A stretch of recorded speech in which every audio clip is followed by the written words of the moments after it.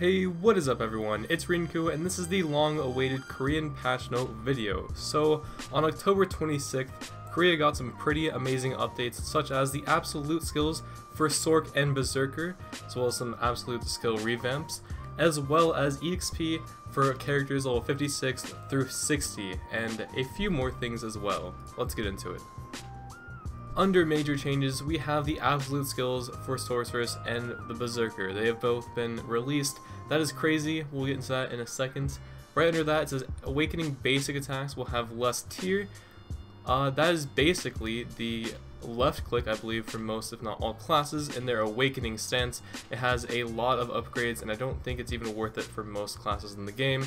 So I believe that means they'll take out less skill points needed, hopefully, or there'll just be less buttons to click as you level up, because there is quite a lot of enhancements just for that left click awakening ability. So that's pretty nice, going along with all the skill revamps. Now right under that, the more serious stuff, level 56 to 60 characters will gain more XP, and this is by, honestly, a huge amount. 40 to 70% roughly, depending on what level or what you're grinding at. That's what they say, but you can average it out to a 50% increase. That's pretty huge in my opinion, but this is great because it's only there. It does not make it easier from 61 to 62, which is still nice since there's still a reward at 62. 62 is a real achievement. It doesn't devalue people that are grinding from 61 to 62, but it does make it a lot easier to get to the PvP meta, aka level 60 or even 61. Something I have to point out in the bottom of the major changes is that there is new hunting monsters in the north of Arehaza, aka the Arehaza jungle.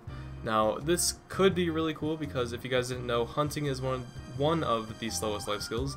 Not quite the slowest, but it is pretty slow, and the main way most hunters get the XP is by doing the dailies, because the dailies is worth, the 20 minutes of dailies is worth like hours and hours of actually hunting it. Now the best way currently was, after just to do the dailies, it was to like hunt crocodiles or mini whales in the ocean, as many as you can.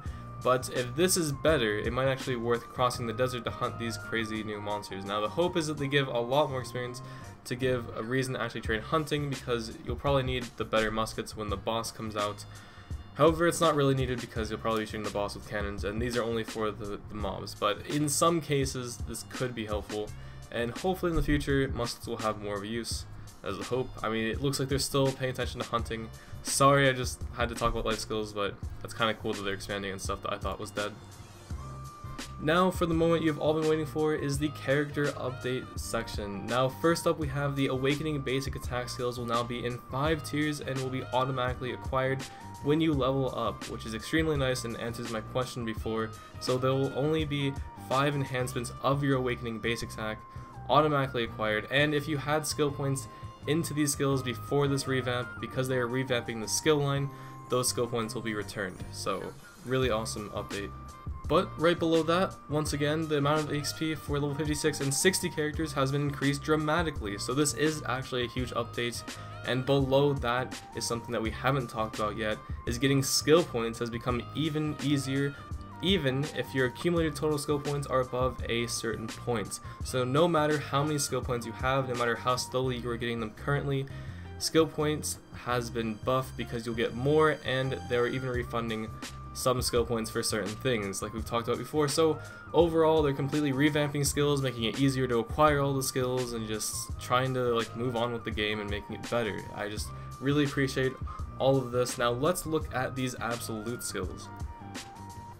We're going to be using Sork as an example, and the absolute tier has been added for the following skills. So this is a new tier of skill added for it. It looks like a bunch of skills. This completely revamps all the main hand skills pretty much for this class and the other class that was currently released. And this will be a thing that all classes get, but it is being released, looks like 2 at a time, possibly a few that may vary in the future, but they're releasing it in select groups. So you can learn absolute skills after completing the Awakening weapon quest. So once you get your Awakening at 56, all your main hand skills get an Awakening tier, aka the absolute tier, and you'll still need to upgrade these skills before the absolute tier to unlock the absolute tier.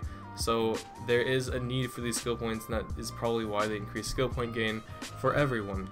So if you have all the enhancement tiers and unlock the absolute tier at the end, the absolute tier skills will have higher damage and hit a higher number of targets than regular skills do. That pretty much means it completely revamps the skill to actually make main hand skills viable, because right now not a lot of main hand skills are viable at all, let alone worth upgrading. So some skills do deal less damage in PvP, and right now if you look at Korea tests, you will see that PvP damage is extremely low right now and not worth using, even though they're implementing these new skills into the game, because they are nerfed currently for the Fall Arsha tournament. So they will be buffed afterwards, and then people can actually give them a solid thought. But it is nice because they are only releasing them a few at a time, so hopefully by the time they are all released, they'll all have their full potential. Something I noticed is that the blue items for the Ephyria Convoy has finally been released in Korea. The plans are somewhere on the internet. I'm sure someone can find it. If you guys are interested in looking at the Ephyria Convoy, this is a ship that we still don't have in NA and EU. It's extremely hard to make, and only very few people will even consider making the blue armor for it. And I'm sure if you are interested, you'll be able to find a Korean streamer or just look it up. But it is out there. It does exist in Korea. You can make it now, and it's pretty insane. So this is the personal ship that has 2 cannons on each side, and they also buffed it. So I'm not sure right now, or before this update, it was slower than the Ephyria sailboat. So the convoy was a little bit slower but with more cannons. However, the convoy has also been buffed. So the speed, excel, turn, and brake stats has increased 110%. I'm not sure if this makes it faster than the other Ephyria boats, but either way it makes the convoy even more valuable, I guess, even better at what it does. So that is pretty cool. This is probably the go-to ship, personal ship for the new boss, other than, even though the guild ship is definitely still way better because it has still double the cannons of the Ephyria Convoy. It's interesting. I would hope that they would increase, at least make a personal boat as good as the guild boats, but maybe because it says cannon cooldown has been decreased, I didn't consider that maybe the cannons can shoot at such a speed that it may make it better. I'm not sure. If anyone is a boat expert, let me know about that, but it just seems interesting nonetheless. Also, something at the very bottom there, it says the name for the luxury auction has been changed to the Imperial auction. So if I ever talk about the luxury auction, it is now the Imperial auction, and if I ever talked about the Imperial auction, just know that it's the same thing as what we used to be talking about, the luxury auction. That is the auction house where you can bid against other players, and there is no cap of money. It's the same auction where the person bought the Black Pegasus for I think 20 bill in the Korea servers, because that is whoever bid the highest, and that is a crazy auction house that we may possibly get someday. I don't know. At the bottom here under monsters, the new hunting monsters that have been added are the giant goat, the giant lioness, and the giant lion. So these are in the Arahaza forest. They should be killed with a matchlock just like normal, and you can get a stuffed head by gathering with a butcher knife. That's interesting. So just like all the hunting monsters, you can get a prize. I'm not sure how useful the prizes are. Maybe that's what the update is. Maybe these furniture items actually have a very good use. Maybe just a small insignificant buff. I'm not entirely sure yet, but you can do that. So that's the hunting update, and the most important part, the reason why we're looking at this screen right now, is the line below that actually, is the EXP you gain from the monsters in Miramok Ruins has decreased. Now, this probably does not affect the Korean servers as much, and it's only affecting the Korean servers currently because they have Kama Sylvia Part 2. I swear to God, if we get this on our server before we get Kama Sylvia Part 2, that would just suck regardless. And also, I don't see any reason why they should decrease that at all right now anyways. So it's kind of sad to see that the XP for Miramok Ruins will be decreased. I don't know how well it was after they buffed it, but that is a significant thing, I just have to say. So that is like the highest level grind spot in Kama Sylvia Part 1 that you can access right now. It's meant for group grinding, and yeah, it's just been nerfed for EXP. Interesting. At the very bottom of today's patch notes, I did see this, and this is a UI change for the profile window. So your character portrait will now be put in your profile window. That's pretty cool, and there's other revamps. You can just look at it. I know it's in Korean, but some things are like your training levels will now show the stat that it increases right next to it, and some of the things are rearranged. It says it also shows your highest life skill level and your rank on your profile screen.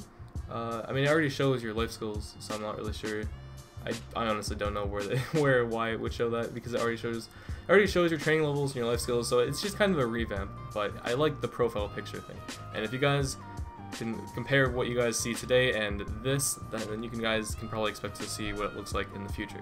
So with that all said, I think I've covered everything. I hope you guys enjoyed these videos. I'm sorry this was so late. I love you guys. Thanks for all the support, and I will see you guys next time.